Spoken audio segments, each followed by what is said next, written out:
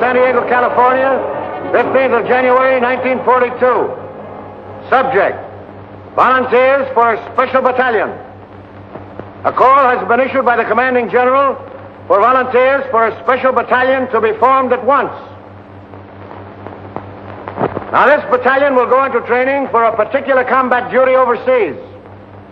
Those men who can pass the severe requirements of this unit will be assured of immediate active service. The work involves close combat with the enemy. Those who are accepted will be highly trained. I had been in the Marine Corps about 2 years when they asked for volunteers for the Raiders.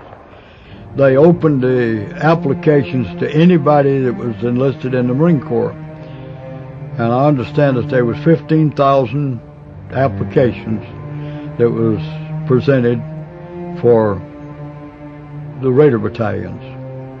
Out of that, they picked 900, and A Company, my organization, was the first group that was picked and sent into specialized training.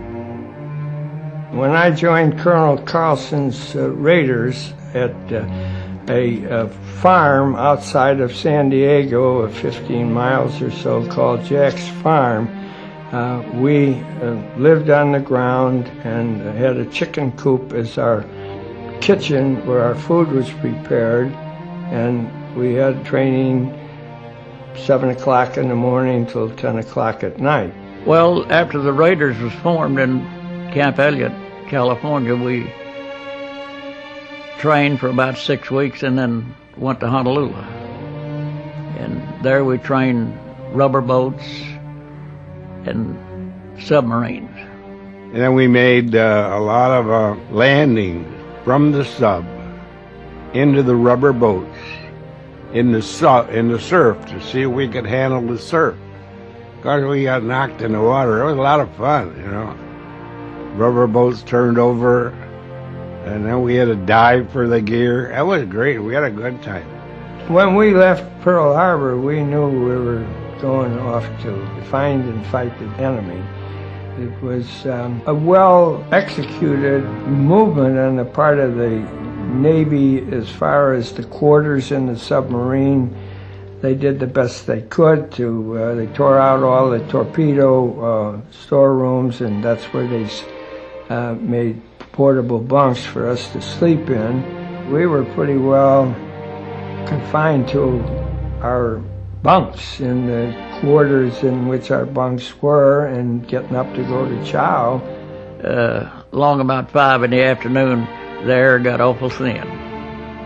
We had a hard time breathing, but we got to go out on top and exercise after dark, which was a big help. We arrived at Makin on the 16th, I believe it was. And they circled the island, periscope depth, until the next morning. We got up and got out on deck, and it was blowing and raining and like everything.